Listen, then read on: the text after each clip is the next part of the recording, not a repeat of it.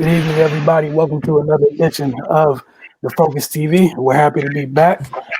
Got Cardell Dudley Jr., Raymond Lines, Miss Octavia Wyatts, Wilson Terpe Jr. We got a lot to get through tonight. As always, sports within the 7 days that happen between when we see you guys. There's so much that takes place in that time. Tonight we're gonna get to the NFL playoffs. Got our college basketball segment, which we'll start off with.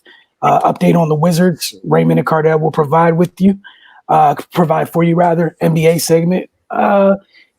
Finally, some news on the DC United, the whole coaching thing. But we'll start with the college segment. Cardell, what's the latest with George Washington basketball? Yeah, man. A lot has happened today. I'm gonna get to that, but I'm gonna start on the women's side. GW Women's defeated George Mason 67-47. They improved to 4-7 overall and 1-4 in the conference.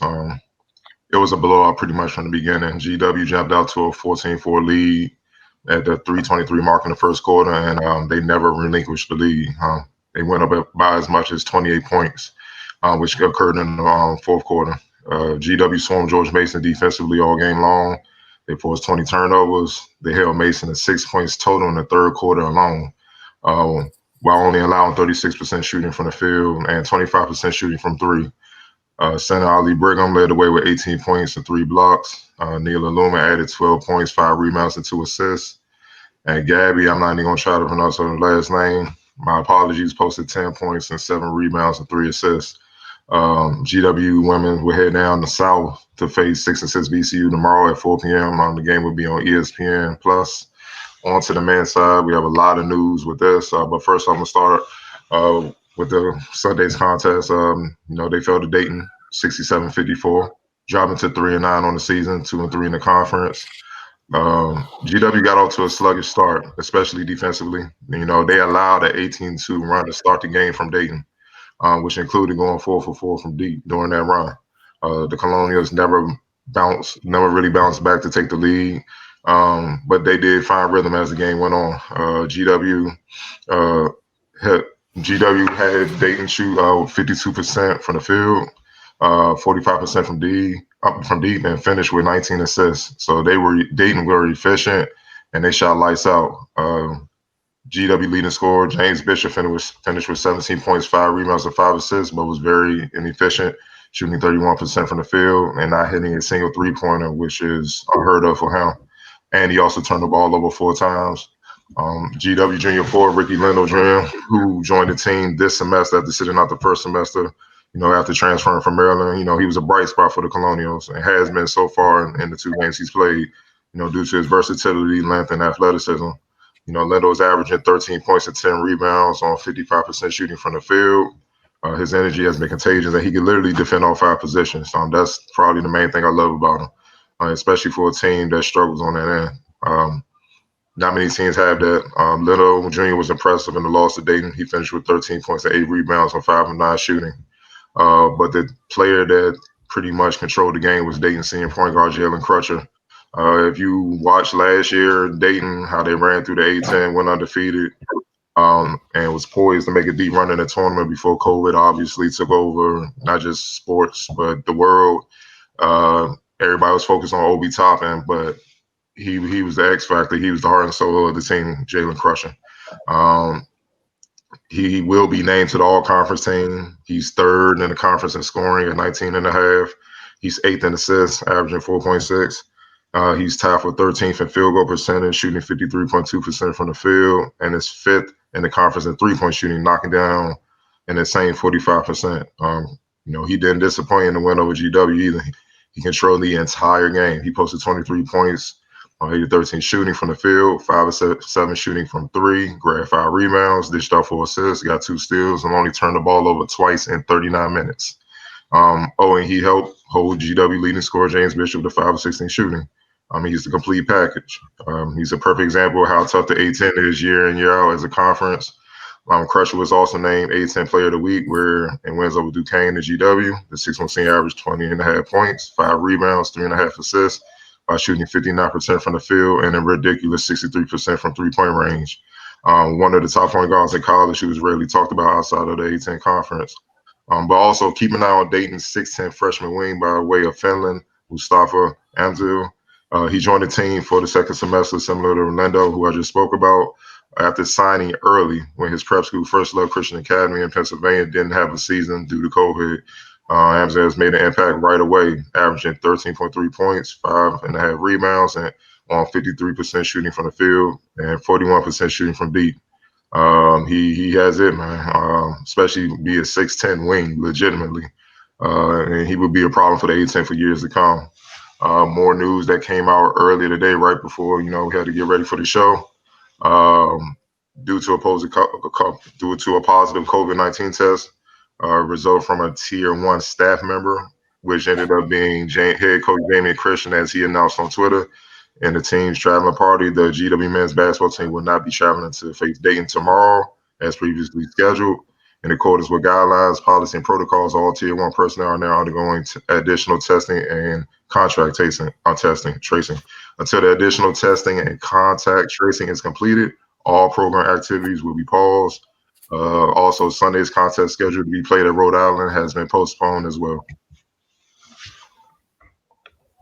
All right, follow up, just quick update on the Maryland Women's. Look, they won their 10th straight game this season and their 24th consecutive Big Ten conference game, beating Wisconsin 79-70. Chloe Bibby scored 16 of her 17 points in the first half. Mimi Collins had her second career double-double, 13 points, 17 rebounds. Diamond Miller chipped in with 17 points, and Ashley Woodfull filled the box score up again with 14 points, 6 rebounds, 5 assists. The Terps used a second half run to take control of the game, going on a 14-2 run between the end of the third and the start of the fourth to kind of take control late. Sydney Hilliard had 19 for the Badgers, and Amani Lewis had a big double-double as well. She had 17 points and 14 rebounds for Wisconsin. Up next, big game on Thursday in College Park. Maryland will host Iowa. Iowa's 9-3 on the year, 5-3 in the conference. More importantly, the Terps will get their first look at super freshman guard Caitlin Clark. She's averaging 25.7 rebounds and 6 assists this year. Run that back real quick. This freshman is averaging 25, 7, and 6 this season. So it's going to be a fun one. You got Caitlin Clark on one side. You know what Maryland has in their backcourt on the wings. It should be fun. So I can't wait for that and look forward to talking about that with you all next week as well. Ray, going to move on to you now. The Washington Wizards. What's the latest with them? Well, the latest is they're still not playing. Man, the Wizards have really been ravaged by COVID over the past week or so. They've had 7 players and 1 staff member test positive. Their last game was last Monday against the Suns, and they have not gathered as a group since. Players who've cleared health and safety protocols, they've been coming in to get individual work, but they haven't practiced or assembled as a team since last Monday. As of now, Friday's game against the Bucks is still on the schedule, but if things continue as they are, that game will most likely be postponed. So we really have no idea when they'll get back to business as usual. Just kind of sucks because they played their best game of the season by far against Phoenix before Bedlam kind of ensued, and I can only imagine what type of chaos that's going to have on their on their rhythm and continuity. But it's just a league-wide issue as pretty much, to be perfectly honest, I expected. It was an inevitability that, these postponements and positive cases were going to come up as players, kind of got back into society, outside of that bubble structure they had last season, which is really the only way to ensure uninterrupted play. So it's really not much the league can do with this. They're trying their best. They're adding additional protocols and testing regularly. So, it just kind of is what it is at this point. This thing is really it's putting a hold on a lot of things in the world, and sports is one of them. So, but of course, the health and safety of everyone involved is priority here. So, if games need to be postponed, then they need to be postponed. But yeah, man, the Wiz, they've probably had it worse to this point than any other team in the league. Having multiple games postponed back to back. But yeah, hopefully they can get through this and everybody is cleared and test negative so they can get things back cracking. But again, the health and safety of those players and staff members is paramount. So just going to trust the organization to do their thing and make sure everybody's in a good place before they get back on schedule. Cardell. Just listening to the pressers from last Friday when they Wizards GM Tommy Shepard and head coach Scott Brooks, just giving us an update. Their hands are tied. Like literally that day, 6 players just turned up positive with COVID. That day when they thought they was making progress, 6 players turned up. And on top of the 3 that they had prior, and you also got to understand Russell Westbrook is out with injury and Thomas Bryant's out for the rest of the season with torn ACL. So they don't even have enough players to practice, even if they were allowed in the building. Tommy said right now, and Scott Brooks, they said right now they're back to bubble life in a sense where guys are quarantining, and the only way for them to get some work in is through virtual workouts. And that's kind of been the case since the Suns game. They've been doing what they can through a computer, basically doing some type of conditioning and doing ball handling drills and stuff. And that's the most they can do. They can't come to the facility. They can't really do anything. So, and obviously the report just the notification came out where tomorrow's game is canceled. So that's just like Raymond said, it's a league-wide issue. It's hard for them to kind of navigate it, and it's just like Raymond said, it sucks, man, because you can't. It seemed like they were starting to build some rhythm, and then all of a sudden now they not only can they now play games, they can't even practice, they can't even work out. So, but they gotta be ready to play whenever all this is over, and they gotta be ready to get on. And that game might be that day or the next day. So it's just tough times, but as anybody in the league would say, the rest of the teams don't care. So you gotta do what you gotta do. Also on the go-go side of things, some positive news from the Wizards franchise, so to speak. Capital City named Amber Nichols general manager. Nichols becomes the 2nd female general manager in league history. She will accompany the team's flex affiliate players who will play with the Erie Bayhawks at the NBA G League singles site in Orlando this season. Tommy Shepard said this: the Go-Go has been a major part of our development strategy for both players and staff over the last 2 seasons, and the plans we made for this season allow us to continue down that path. Amber's skills, experience, personality have earned her this promotion, and with her overseeing our involvement in the bubble, we have the utmost confidence that our players will thrive in a unique and unprecedented situation. Nichols has been with the Go-Go since the team's inception, starting as director of basketball operations during the team's inaugural season, before being promoted to assistant general manager of operations last season. She has managed all logistics for the Go-Go over the last 2 seasons, as well as working closely with Wizards front office during NBA and NBA G League drafts and scouting events. She said, I'm honored that the organization has given me this responsibility, and I plan to do everything possible to make sure our players continue to grow and develop within the framework of our system. We have all worked together across the organization during the pandemic to find ways to improve despite difficult circumstances, and I look forward to this opportunity to continue doing so. Jordan Bell, Yoli Childs, Caleb Holmesley, and Marlon Taylor will be the Go-Go's flex affiliate players who will participate with the Bayhawks in Orlando. The schedule for the season will be announced at a later date. All right, so wrap up this segment with the Wizards and the Go-Go. As Cardell mentioned, going to share some of the presser from Wizards GM Tommy Shepard and head coach Scott Brooks. That will be followed by our first break of the night. When we come back, we're going to hear what Octavia has to say about this past weekend in the NFL playoffs. Shout out to my man Chad Henne. So again, check out what Coach Shepard, Coach Brooks, and Tommy Shepard have to say. We'll be right back. Good evening. Tommy, I'd start with you. What is the very latest you can share with us as it pertains to the organization's handling of the safety and health protocols? Thank you. Well, first and foremost, I want to thank the city. The District of Columbia has been fantastic, helping guiding us through all the health and safety protocols, all the frontline workers, everybody involved in trying to keep us all safe. We want to salute them and thank them. But Chris, the answer to your question, we have 9 players right now that are in protocol. The 6 have tested positive for COVID. And we are certainly not going to be able to play these games on Sunday and Monday. It's a day-to-day thing as we get ready to see what's next beyond Sunday and Monday, certainly. But we've stuck together. Everybody's in a good place. I think we have a very resilient team. It's just an unfortunate set of circumstances. If you follow our track, really going back to when we played Chicago, almost every team we've played had a player test positive.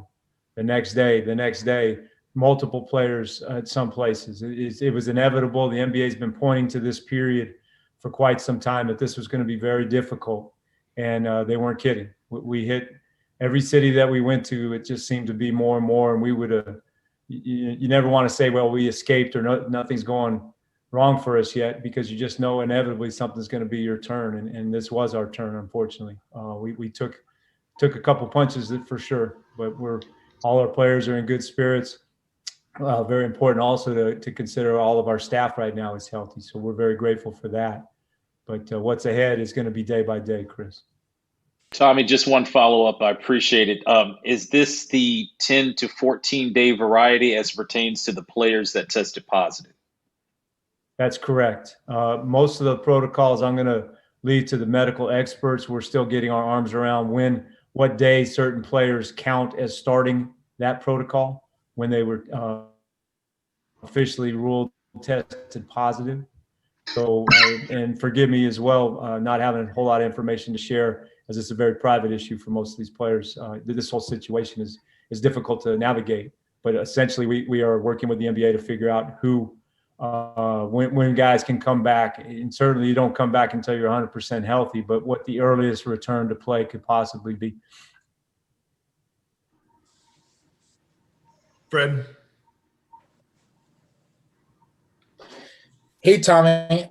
What are you guys as an organization doing in the meantime to stay in touch and stay communicative? And is there any sort of timetable on when you may even be able to resume team activities with players who are not in health and safety protocols anymore? Well, unfortunately or fortunately, however you want to look at it, we've gone down this path before, right? After March. So we're very well versed at gathering and doing Zoom workouts and everybody being in touch, regular communication. Everybody's position coach has been talking with them. Everybody's physical therapist that we have, we divide up into groups. So everyone's been in regular contact. I've spoken to every player. Coach has spoken to every player. So the communication's been great. In terms of activity, we've been very limited to zero in terms of coming back to the facility. So that's why we utilize the Zoom workouts that we're familiar with. And certainly the players that are in quarantine, the players that are right now with COVID can't even work out. So it's a limited number that we can actually do. We're hoping if there's no positive test tomorrow, that we can get guys back in the gym 1-on-0, kind of similar to where we were preparing to go to the bubble as we continue to test. Right now, everybody's testing twice a day. We're following the very strict protocols the NBA have going on right now. And certainly, our hope is to start at least getting some semblance of activity tomorrow in the building, but none of that's guaranteed. And we're aware of that.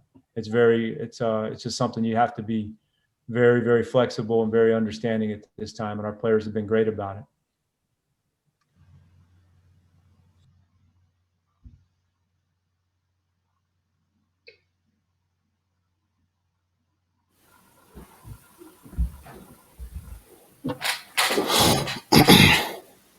Welcome back to the Focus TV.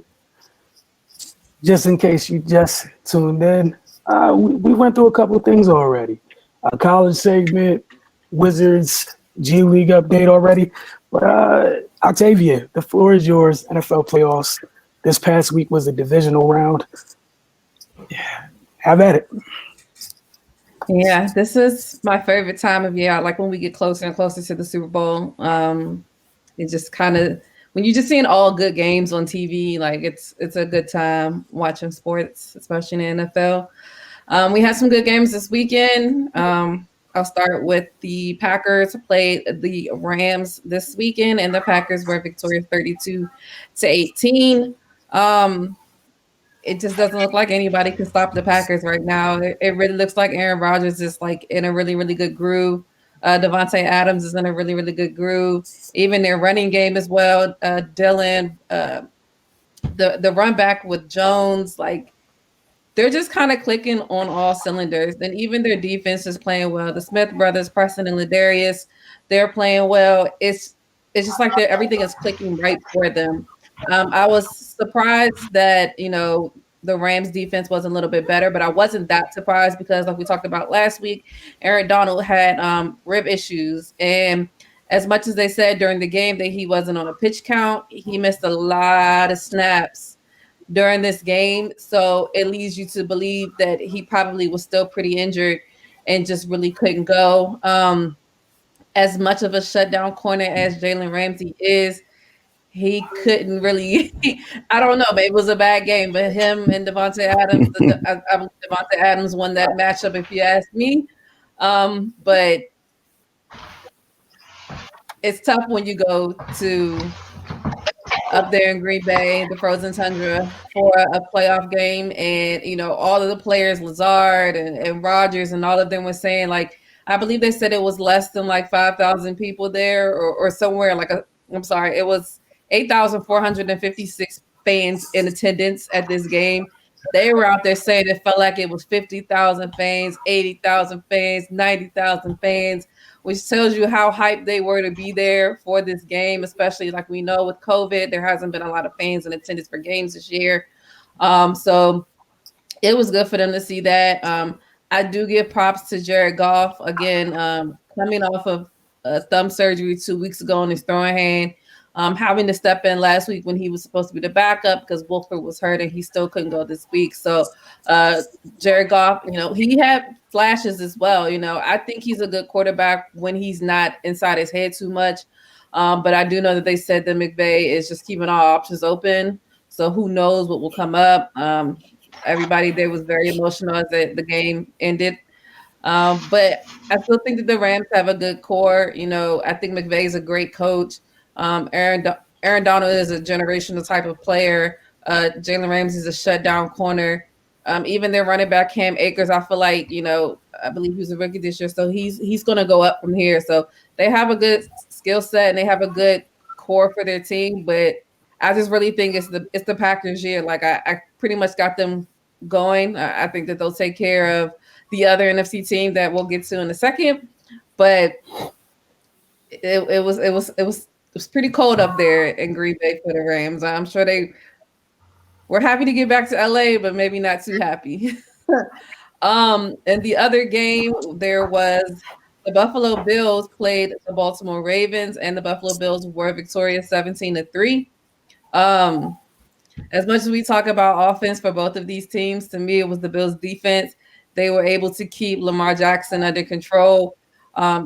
He really wasn't getting much done. Their defense was pretty much spot on for majority of the game.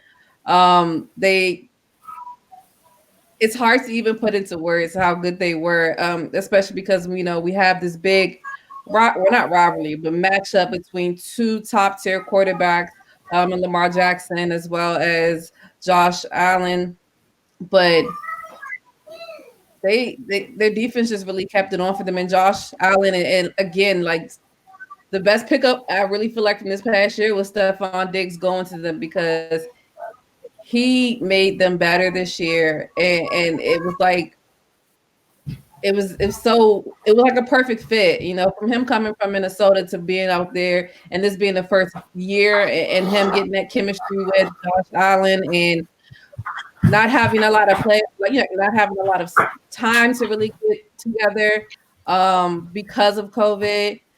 They just saw one thing that drove me crazy. I couldn't believe that Justin Tucker missed 2 field goals. Like Justin Tucker is my kicker every year in fantasy. Like if I don't, that's the kicker I want every year. And to see him miss those field goals was crazy to me. But as the season goes, if you don't know, Lamar Jackson did leave the game in third quarter with a concussion. RG3, who was the second string quarterback, he was also injured, so he did not suit up for that game. And Trey Huntley had to come in and do the best that he could, but it was too far gone. You know, Lamar Jackson got injured. He hit his head on the turf after he threw a pick. The pick to Teron Payne was just 101 yards straight back to the house. So I feel like people are still going to have comments about Lamar Jackson. I feel bad because, you know, the biggest thing before this year started was he can't win a playoff game. He can't beat the teams that he needs to beat when he needs to beat them.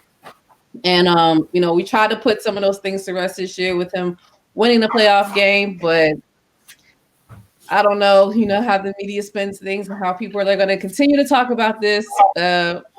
I feel like until he wins one, you know, just because he gets so much publicity as the season goes on every year so far.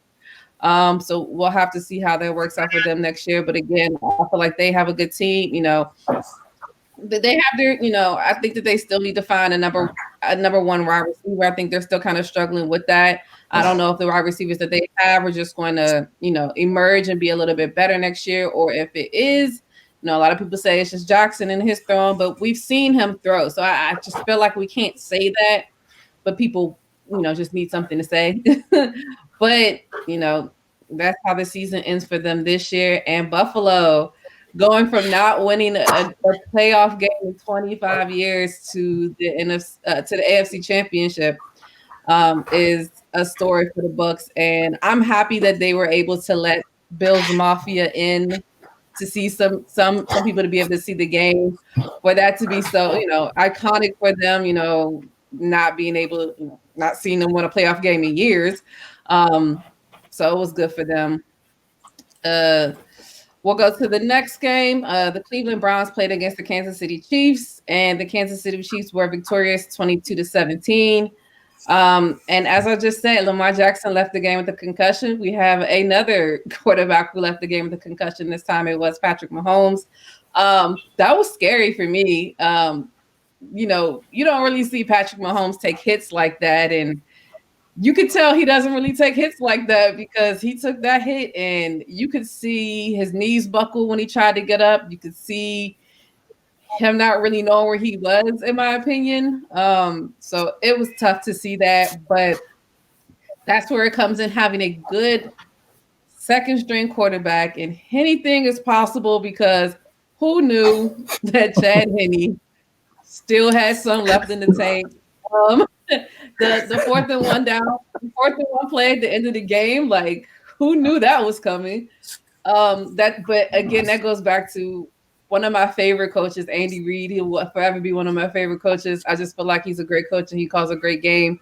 But now we're waiting to see. You know, they did say that Mahomes is still in the concussion protocol, although he has cleared some big hurdles just on a Monday, this past Monday, but he still has a ways to go to see if he'll play.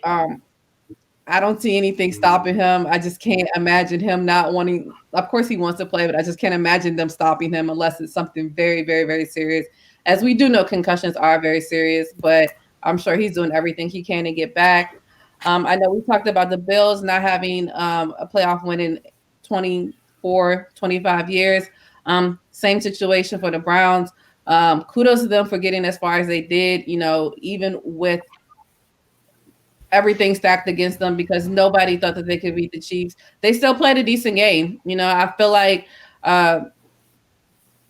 Baker is trying to prove critics wrong. He's trying to, you know, be a good quarterback, and he's had a really good season. You know, it's probably not the way he wanted it to end, but it's a definite upgrade from last year. And just imagine they did all of this without Odell Beckham, who had an ACL injury earlier in the year. Jarvis Landry finally started to step up some more for them. But I think that, you know, if they're able to keep everything together, Kevin Stefanski, you know, as their head coach, he's obviously got them to buy in, and I feel like this is the first coach for the Browns that has been able to do that in the past probably decade. And you can see that they really want to play for him. So I'm excited to see how they are next year, and see, Nick Chubb continue to progress, see if Kareem Hunt can keep it up as well. Jarvis Landry, they have some other people coming in like Higgins, and just seeing what they're able to do next year, just to make sure that this year wasn't a fluke. I want to see if they could do it next year. And I want to see if they can do it with one of the best wide receivers in the game, in Odell Beckham. Last but not least, just to wrap it on up, the Buccaneers played against the New Orleans Saints, and the Tampa Bay Buccaneers were victorious 30-20. I wasn't expecting it, to be completely honest. Although there's the saying, you can't beat a team 3 times in one season, which rang true in this situation, as the Saints did defeat the Bucs twice this year, and the Bucs finally had their number this year. In this game. The story of the game was turnovers, and to me, that's all it was. If the Saints didn't have those turnovers, I really feel like they probably still would have won the game, because, again, it was only 30-20, and they had 3 turnovers. And a lot of those turnovers, if not every single one of them, put the Bucs in scoring position, in which they did score. So to me, that was their Achilles heel in this game. But not to take anything away from the Bucs, is Tom terrific, trying to get to another Super Bowl again. I don't know, people are just like sick and tired of him. Don't know why. He does what he does. That's what he's supposed to do, and he's getting there. The rumors are as well that this would have been the final season for Drew Brees. There still hasn't been any official word, but that is the talk of the town, that this is probably it for him. But the Saints had a tough year as well, with the injury to Brees, the injury to Michael Thomas and everything. So Michael Thomas apparently has a long way to go back. He has a lot of surgeries that he'll probably have to undergo this off season. And I just feel like the Bucs are in a good spot. They have a lot of talent. Mike Evans, Godwin. Every freaking running back that they decided to pick up at the last second. They have a good chance. It will be the Bucs versus the Packers, and then it will be the Chiefs versus the Bills. It's going to be a good game either way. I'm excited to see both games next week. I have my thoughts of who will win, but I will wait on that.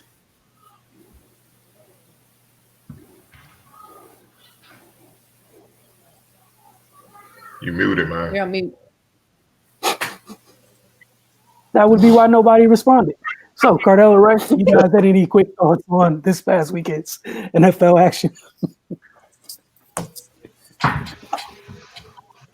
On you, Ryan.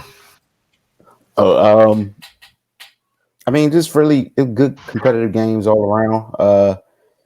That's pretty much all I'm looking for, especially if my team's not participating. But yeah, man, those injuries suck. It sucked to see Lamar go down, and hopefully, Patrick Mahomes can play the next game. But because we definitely want to see the best players on the field at this stage. So man, next weekend is going to be exciting. Just to see Tom Brady and Drew Brees still going at it at this advanced age, man, is I have no words, man. But if that was the last time we saw Drew Brees, man, hell of a career, first ballot Hall of Famer, no question. One of the best to ever do it at the quarterback position, and Tom just continues to get it done. I haven't heard much from the Belichick made Brady crowd, but I really don't expect people to, be honest enough to draw back on their word when they're presented with new information. So that's going to be what it's going to be. But it was obvious from the beginning that both of those guys are really great at what they do. And, the reason why they succeeded as much as they did because there's that much greatness in one organization. But But yeah, man, just excited for these conference championship games. It is fun to watch just with no strings attached and just get to enjoy some good football.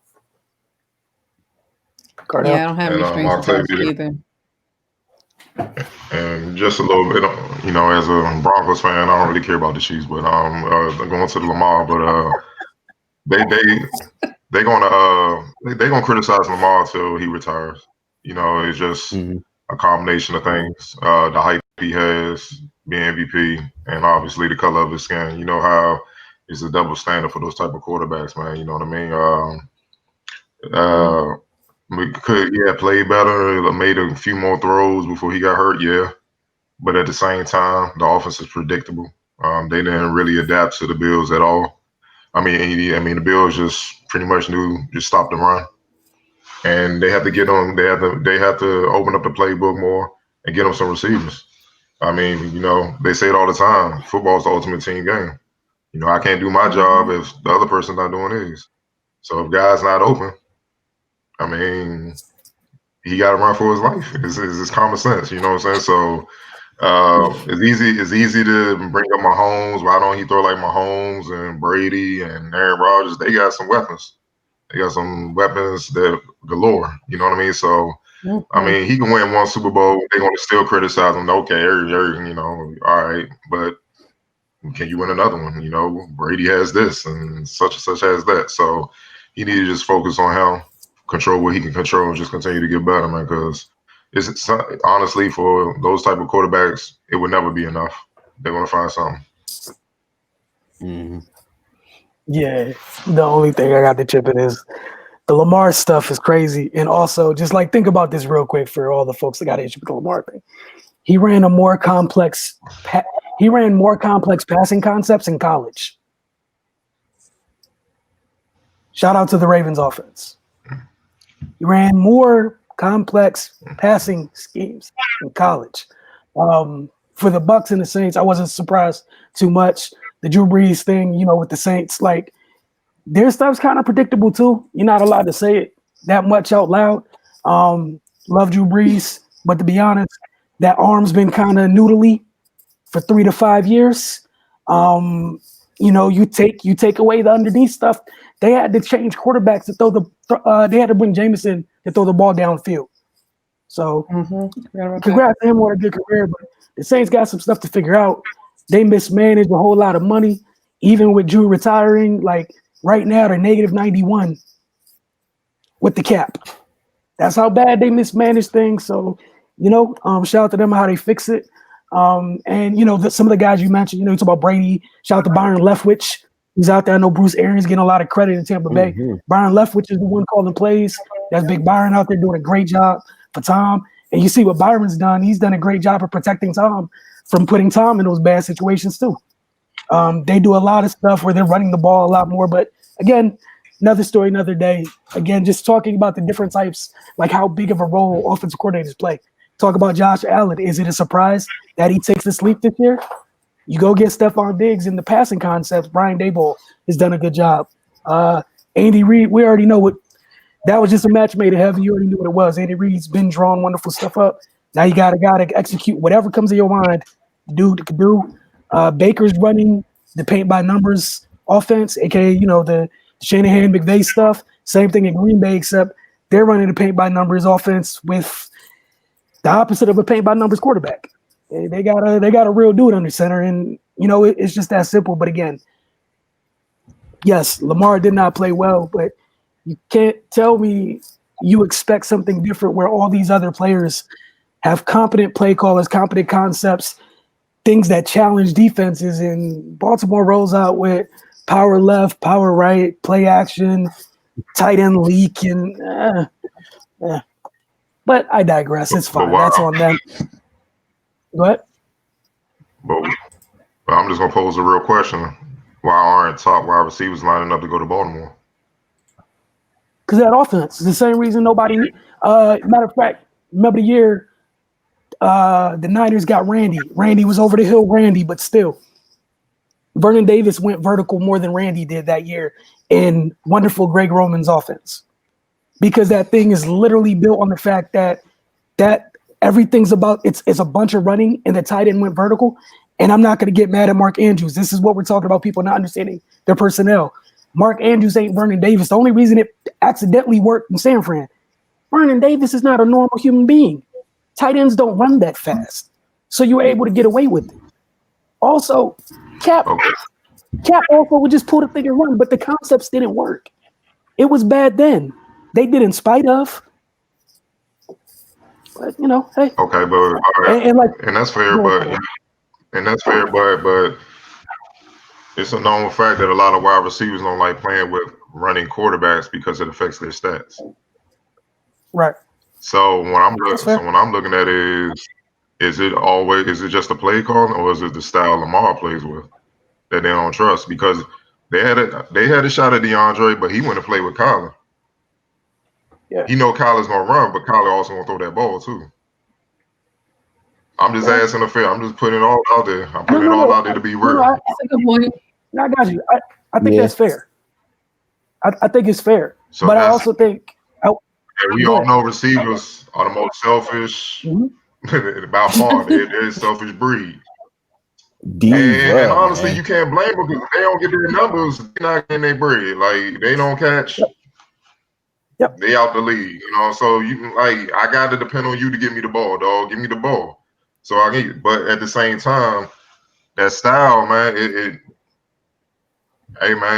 affects numbers. Because think about it, you won't sacrifice playing with Lamar. It's similar in a way, kind of like playing with LeBron. You know what I'm saying? This is not a shot, it's just their greatness and their talent. You want to sacrifice a little bit where you might go from being a Pro Bowl dude to just a 1,000-yard receiver, or may catch about 65 balls instead of being near 100 or something like that. He needs one of those wide receivers. But I'm afraid that a lot of them just look at the offense and they look at playing with him and just like, all right, they don't mind sacrificing, but if I sacrifice, are we going to win? See, that's the equalizer. We win the bowl, I'm good. Like, I don't think they're confident in that. I don't think they're confident. And that's why it's hard for them to get one. They're going to either have to draft, but they're going to the playoffs every year. So they either going to have to, like this scouting team going to have to be on point where they got to draft somebody late in the first round or whatever to get somebody that can come in and just blow the doors off. And he got a weapon. Because I like Brown, but he's miniature and he's only a downhill type guy. He's not every route, every down type of receiver. You know what I'm saying? They need somebody that's an all around, every down type of wide receiver, going between the numbers, be willing to take the big hits, all that. He don't have that. You see what I'm saying? He don't have that to really depend on. So right now, in a sense, the whole offense is Lamar. So they don't trust. I could just tell they don't really trust that, man. Because at least DeAndre had, I saw Kyler getting the ball to my man that just retired. Ferris Fitzgerald. I saw him getting the ball to man, he older. You see what I'm saying? He older. He's past his prime. So I know he's gonna get it to me. You know what I mean? So he's confident seeing all that. So I mean, I'm just looking at all that, man. I'm just being honest all across the board. Nah, look, I think that's perfectly fair. I also think it's something where in college he didn't lead a pocket as much in college because the passing stuff made sense. I also think sometimes you get somebody that understands how to use things. That goes a big way. Like some of the things we talk about with Lamar, Josh Allen was just running around like a chicken with his head cut off last year. You get some passing comps, and like you said, you get that number one guy. But Brian Daboll showed that he can evolve in the offense and change. They adjust. But I just don't have faith. I think what you said was a fair point. I also think with that dude in that offense, I don't think nothing's going to come out of it. It's a combination of things, but you can't blame the wide receivers for looking at that situation like, I'm good. No, I don't blame them at all. We better win. Because especially in football, I gotta get my money. I gotta get my bread. I'm not gonna get it. Right. Facts. So, and that's what John Harbaugh got a big decision coming up this offseason. For sure. Got a huge decision coming up this offseason. But real quick, gonna get to the 9-4-50 breakdown. Jamal Hayward once again holding us down. This week it's a breakdown of slow to fast dribble move in the pull-up. Again, slow to fast dribble move in the pull-up. And then we're going into our second break when we got back. Quick DC United update and going to talk about the NBA. big slated games yesterday on MLK Day, and we'll be right back. Today we're going to work on a combo move, 2 dribble move, working on slow to fast. So I'm going to show you with my right hand, and I'm going to show you how to do it with your left hand. All right? There's a few keys to this move that I'm going to break down. So starting my right. First, I'm going between in a hezzy fashion to my left. Now, keys to the move. Cover ground on that first dribble. So when I cover ground in a slow fashion, I make the defender move. When they move, then I go fast back to my right. Now, when I go fast, this right foot, I'm setting forward in an explosive motion. Right into my shot pocket. So here, up, right into my shot pocket, into my shot. So when I'm going slow here as a defender, and it's a quick turn, I can't contest. So here's how I look.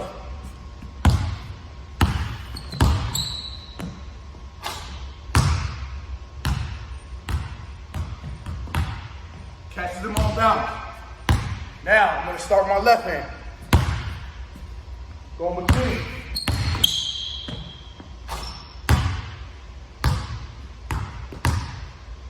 Slow to fast. Always keep the defender off balance.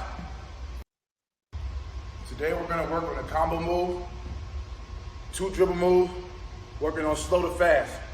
So I'm going to show you with my right hand, and I'm going to show you how to do it with your left hand. All right? There's a few keys to this move that I'm going to break down. So starting my right. First, I'm going between in a hezzy fashion to my left. Now, keys to the move. Cover ground on that first dribble. So when I cover ground in a slow fashion, I make the defender move. When they move, then I go fast back to my right. Now, when I go fast, this right foot, I'm setting forward in an explosive motion. Right into my shot pocket. So here, up, right into my shot pocket, into my shot. So when I'm going slow here as a defender, and it's a quick turn, I can't contest. So here's how I look.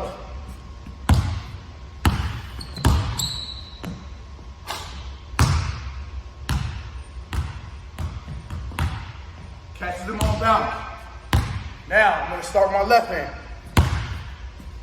Going between.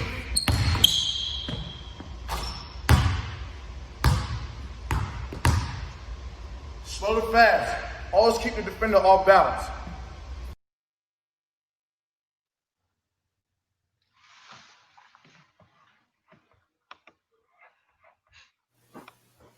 Welcome back to the Focus TV, and again, special thank you to Jamal Hayward for this week's 9-4-50 breakdown.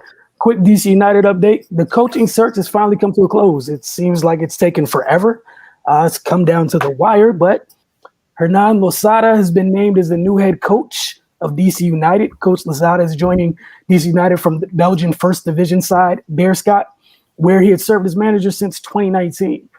This from Dave Casper. Our process to identify the right individual to lead our club has been extremely thorough, and we're confident that Hernan is the ideal person and coach to take us forward.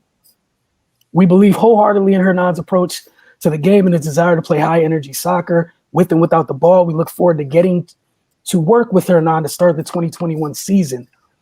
A quick quote from new DC United head coach Hernan Losada. I'm excited about the opportunity to join DC United and write a new chapter of success with this storied club. I believe in playing every match to win, and in my opinion, the best way to do this is create as many scoring chances as possible every time we step into the field through high-energy, vertical attacking soccer. I'm looking forward to entertaining our fans and competing. All right, so just off that little bit right there, that is like the polar opposite of the way the game has been played here at DC United for quite a while. So it's going to be interesting to see how that goes. It's also going to be interesting to see what they do in the draft and any personnel changes that come about. Because if this is the style of play, as their roster is currently constructed, there'd be a whole lot of shifting in terms of what Coach Lasada, just what he was talking about, plans on doing. So we will keep you guys updated as we go forward with personnel changes. And also, DC United goalkeeper Bill Hamid underwent surgery to repair a sports hernia on Monday, January 18th. Hamid is expected to be sidelined for approximately 8 weeks as he completes rehabilitation. We're going to move on to the NBA segment. Cardell. All right, let's get into it real quick. I got some questions for you regarding yesterday's games, but first I'm going to run off the results. Starting from the headliner, the Warriors rallied to knock off the LA Lakers 115-113. Steph Curry finished with 26 points and 7 assists to lead Golden State. Anthony Davis posted 17 points, 17 rebounds, and 7 assists to lead the Lakers. The Nets held on against the Bucks 125-123, and to me the best game of yesterday. Giannis Antetokounmpo finished with 34 points, 12 rebounds, and 7 assists to lead Milwaukee. James Harden posted 34 points, 12 assists, and 6 rebounds to lead Brooklyn. And obviously, the first game, Memphis beat the Suns 108-104. DeAndre Ayton led Phoenix with 18 points, 16 rebounds, 3 assists. And Ja Morant added 17 points, 3 rebounds, and 10 assists for Memphis. But first, we're going to start with the headliner. I'll just run off some questions that came from that game. The Warriors' young core, Wiggins, Oubre, Pascal. I know Wiseman had a rough night, but he's part of that now. What are your thoughts on that right now compared to where they started first in the season? The first game of the season. I'm going to start with you, Octavia. I think last night for them was a great showing. I believe their bench had 33 points off of the bench for them. For me, it was Kelly Oubre. Like, I just loved his energy. I feel like he's always been an energy guy anyway, but I feel like his energy was just there. Like, you could tell last night, like, he was just trying to do everything that he could. You could see that there was times when he was off on a shot, but he would then step up, that defensive play at the end of the game, and then to be the one to score the bucket for them to take the lead with, less than 2 to 3 minutes left. And the game was big. I like Pascal as well. I think him driving to the basket, you could tell that he's the type of player that's not going to settle. I feel like he plays bully ball, and he's going to get to the rim as much as he can. And then I love how, you could see the relationship between Draymond and Wiseman. Like you said, Wiseman had a little bit of an off night. He got in foul trouble, but they showed a clip of, Draymond talking to him and telling him where he needs him to be and things like that. And you could see the young fella just kind of absorbing it. And that's that's a great player to learn from, somebody that's been around the league for a while. And they legitimately walked them down. Like, they were down by 17 in the first, 19 in the second half. Like, and you can just see that their determination is finally, paying off for them. I think they have a really good young core. I think if they continue to progress like this, they'll have a better shot next year once hopefully Clay gets back from his injury again, because that was a big blow for them. I feel like if they had Clay this year, the learning curve kind of would have been a little bit faster for some of the younger players too. But I think that that was probably one of their best games of the season. And I think that they're on the right track now, as long as they stay on that track. Raymond. Man, I love the way they're progressing so far this season. A lot was being said in the early on when they were struggling a little bit, but they're NBA players, man.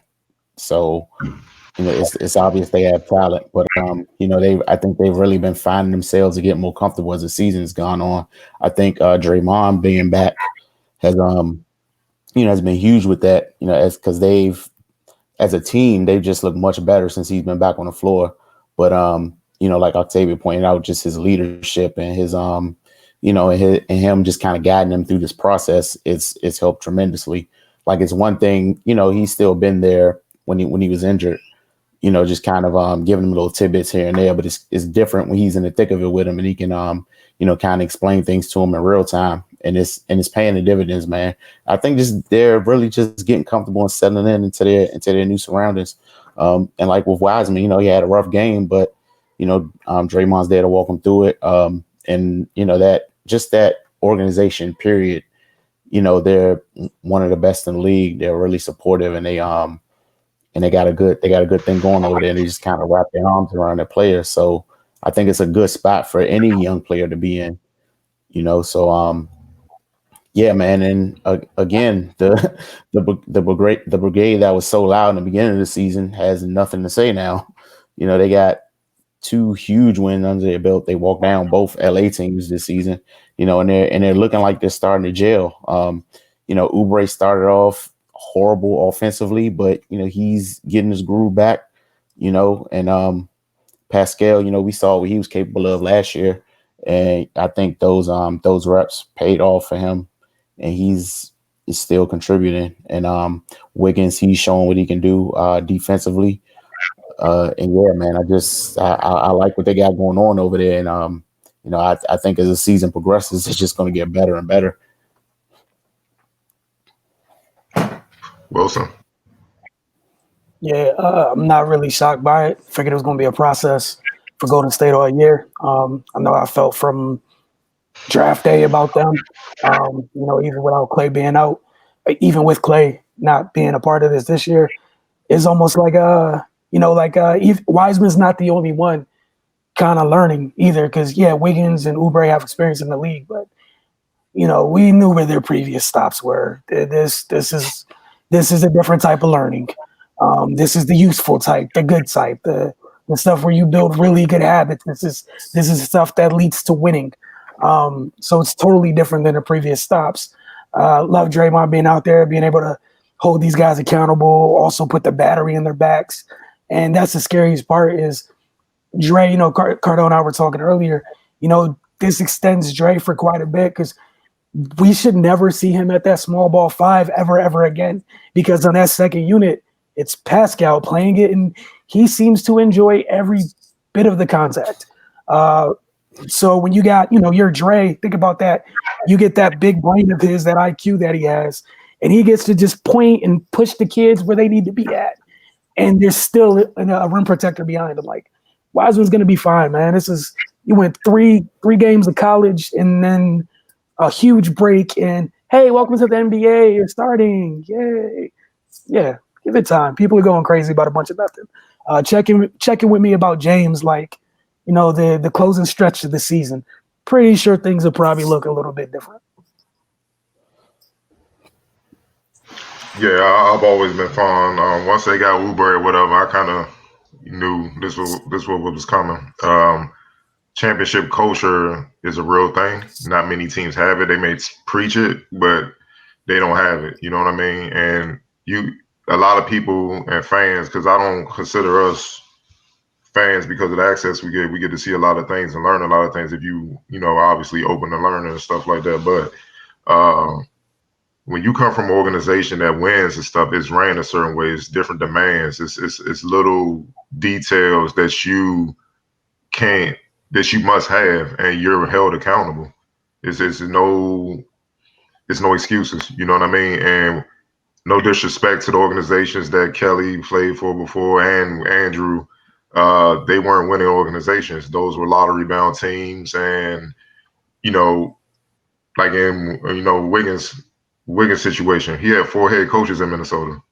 He had Flip, who unfortunately passed. He had Sam Mitchell. He had Tibbs, and Flip's son Ryan came in.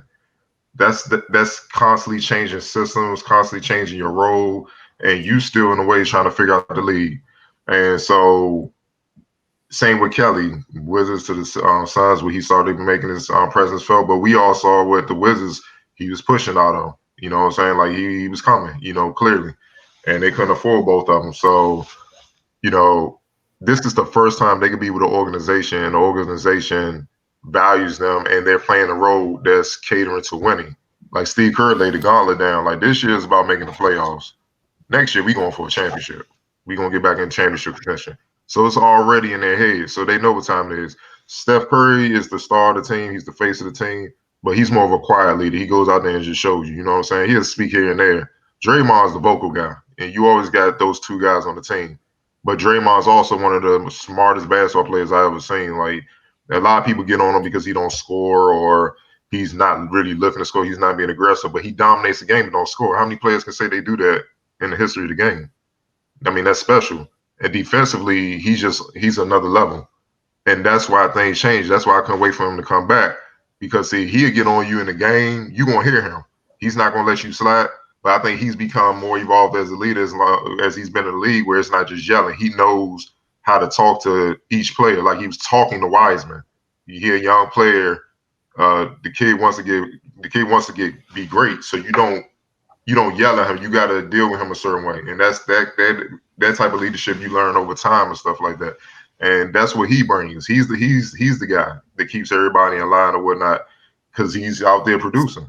You know what I'm saying? He's doing all that tangible, dirty work, that the thankless jobs that help you win, but a lot of fans don't even see him doing. I mean, it's a play going around where they play the Raptors, and it was the last play of the game for the Raptors had the ball, and he literally told everybody what to do on defense, from how to switch, what the Raptors were going to do, exactly what they were going to do, and they did it. And he said, "This is how we're going to do it. You switch with me. He going to set the back screen. You get over that screen, and you follow him." And it really just left it for Pascal and Wiggins to go one-on-one. Wiggins got to stop, and they won the game. And I would have loved to have. I would love to ask the Raptors questions once they heard Draymond pretty much break down the entire play right there in front of them, and they only like, dog. You know what I'm saying? Like, I would have loved to hear that because it's like, hold up, like, dude, was he in a huddle? What the hell? Exactly. So that's how smart he is. He's sharp, man. He's sharp, man. And also, man, listen, man. It was nothing. You could tell they were just stuck. They ain't come out with urgency. Exactly. They was stuck. They just jawed. They was like, what? They was looking at each other like, should we do something? Like, it was too late. And honestly, call time out. and the beautiful thing is Steve Kerr played with a couple wings and Sean Elliott, in college and whatnot. And I obviously played with Pippen. He knows what Wiggins and Kelly Oubre are in that mode, versatile, athletic, long wings. And I know he's looking at it like, we got two Pippins. I could throw at you defensively. They could possibly be on the all defense first team, second team, and he's letting them loose. But on top of that, they can actually make plays and score as well. So he got two kind of versions of that he's having fun with. And I love how people love to just slander Andrew Wiggins over the years, but he's actually playing his best basketball this year all around, the way he's impacting the game. And you don't hear his crickets about that. You feel what I'm saying? And it's just, it goes to show you a lot of fans don't watch basketball. They just go off the Twitter analysis or whatever like that, the experts on Twitter and social media, and they go from there. He's been key. Like, honestly, Pascal gave him the joke when they was down big early in the first half. But in that third quarter, when Wiggins hit those three straight threes, that's when Warriors really got going. It's like, all right, let's go ahead and walk these boys down. Those were huge. You see what I'm saying? And he's starting to get comfortable in his role with Golden State, that the role that Kerr has defined. And then you starting to see this is what great coaching do. He found something with Kelly Oubre where, you know what? Normally Wiggins would start the second quarter with the second unit. He's like, let me get Kelly going. I'm gonna keep him in there, get him in rhythm, going against the second unit for the opposing team guys. And you saw what happened.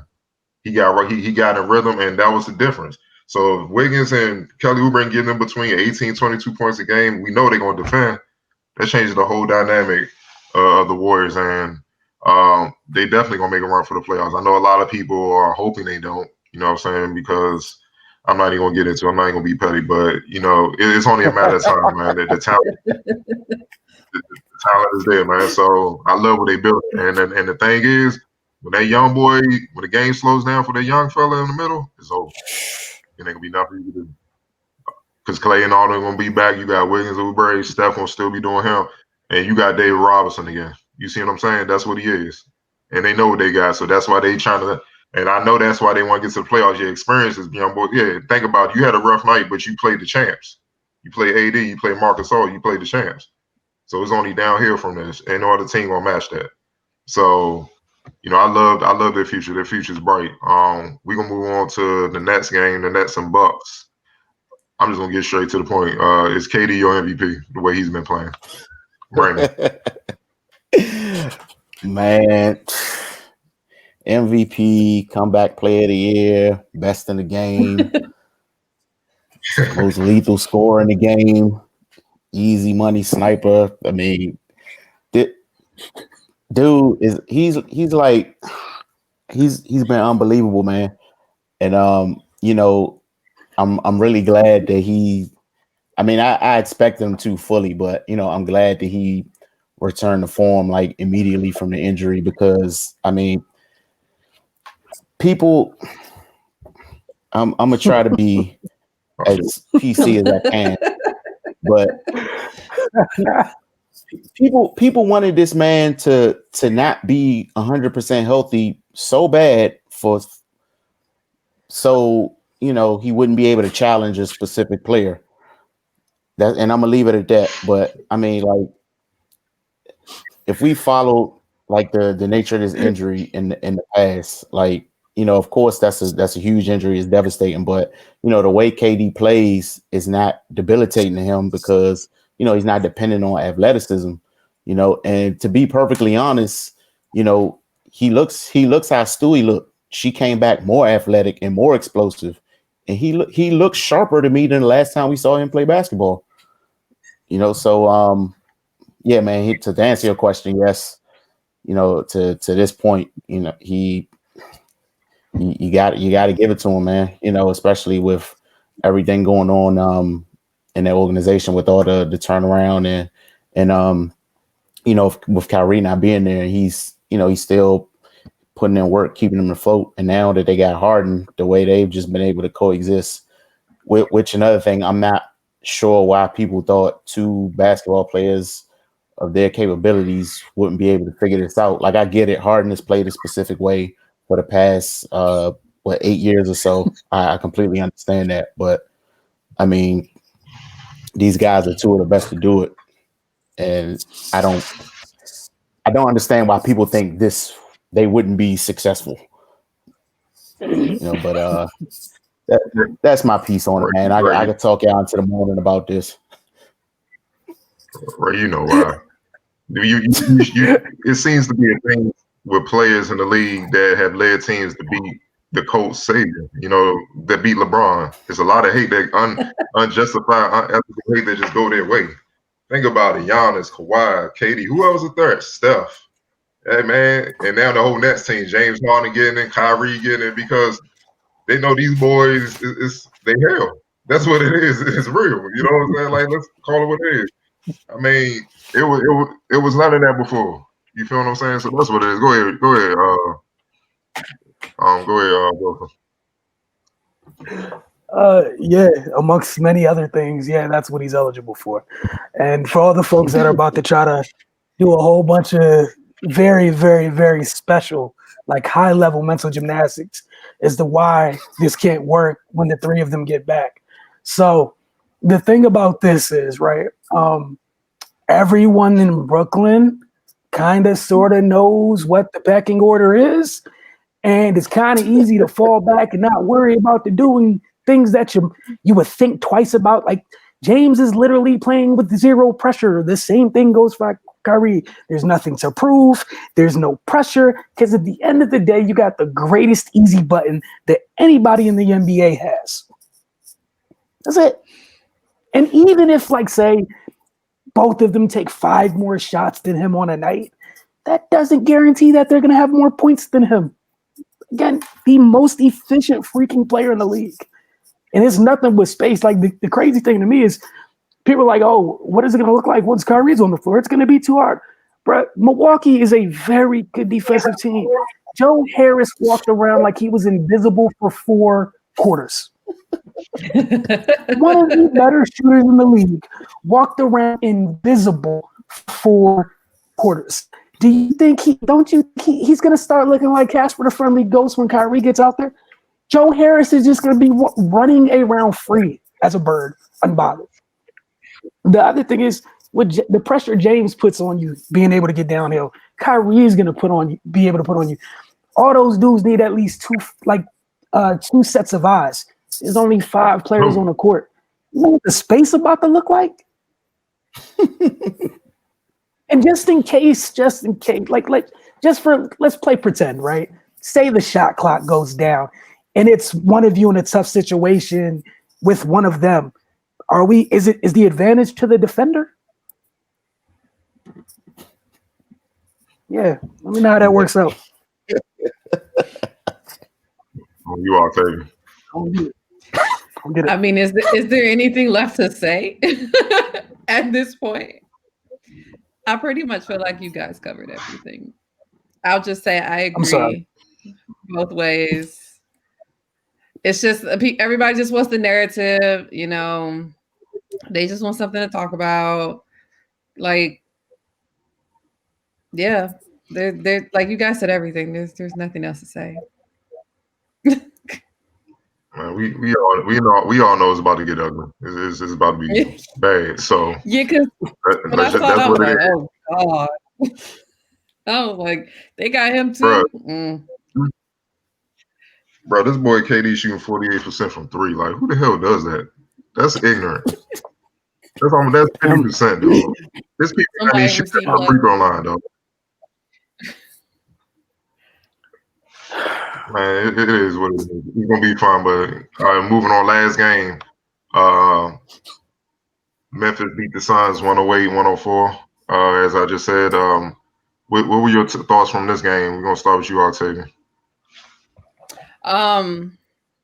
Again, I said this last year, but like I'm really starting to become a Ja Morant fan, and that was my thing. Like I love how he plays. I love his motor. I love his IQ. You know, stepping in, taking that charge at the end of the game, and you know, not being afraid. You know, honestly, because you know you're playing against one of the up and coming teams. You know, with CP and Booker and Ayton and everything. Like they can make some noise in the West if things go their way.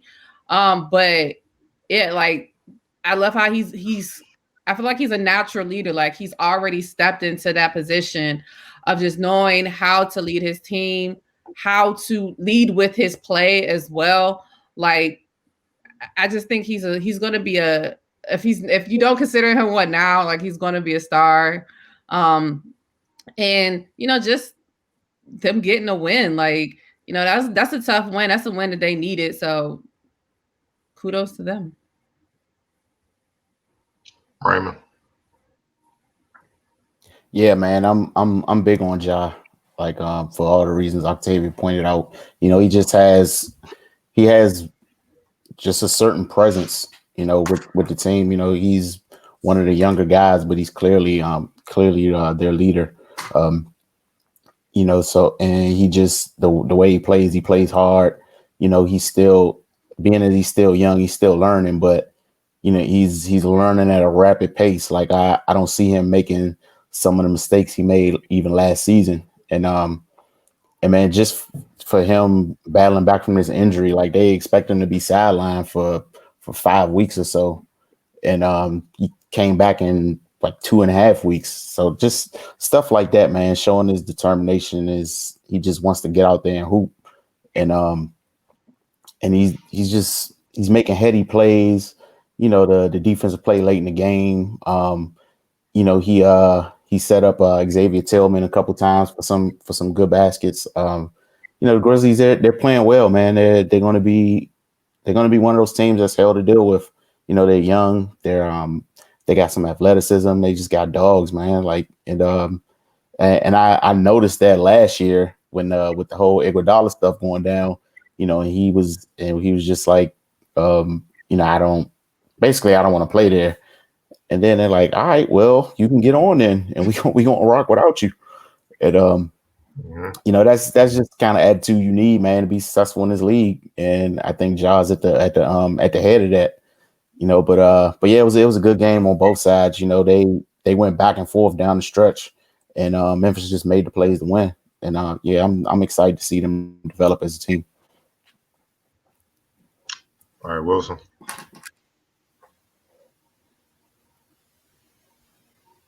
You're on mute again. You're on mute.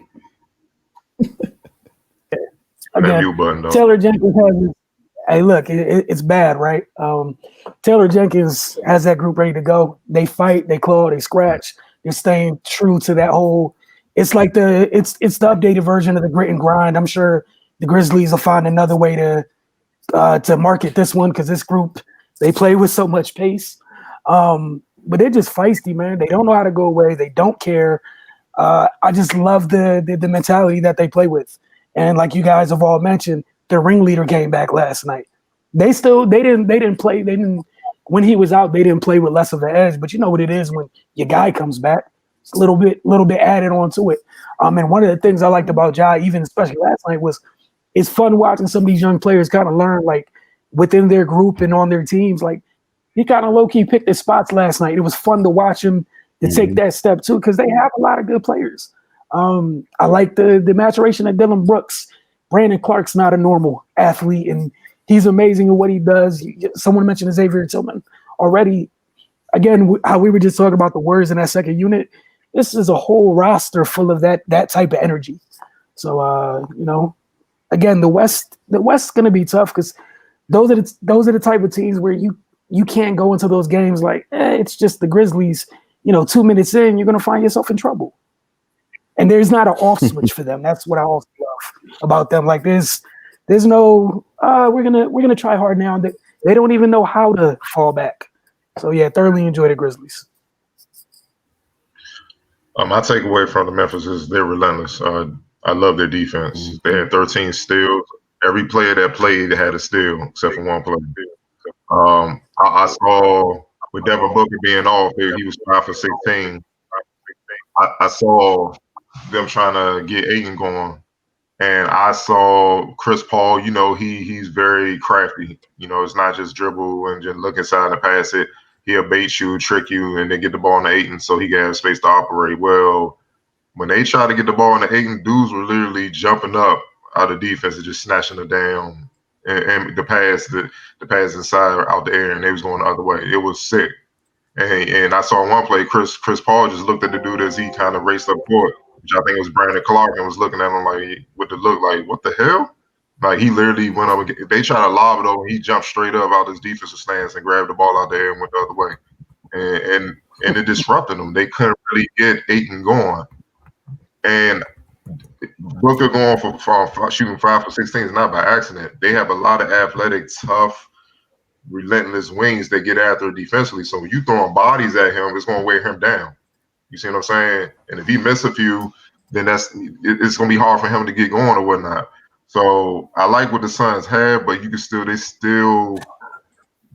still not all the way there like a lot of teams. I'm still waiting on Ayton to take the next step because I think he could be dominant, but I still think he's figuring things out. As talented as he is, it's not all the way as far as experience and know-how. It's not all the way there yet.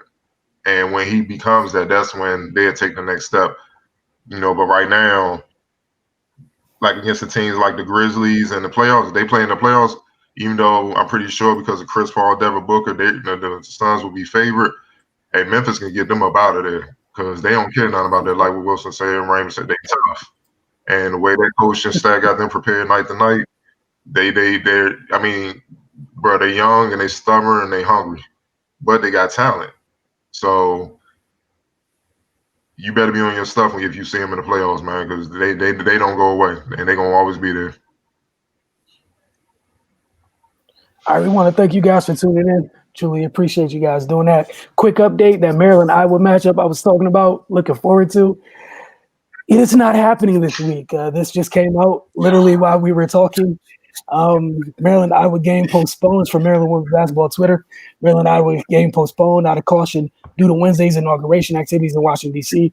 Iowa made the decision to not travel to Maryland, which was supported by the Big Ten Conference. So I will let you know when the date comes back up for when these two will meet. It's going to be a high-level Big Ten matchup. So we will have to wait a little bit longer. I don't. You know what? I don't even.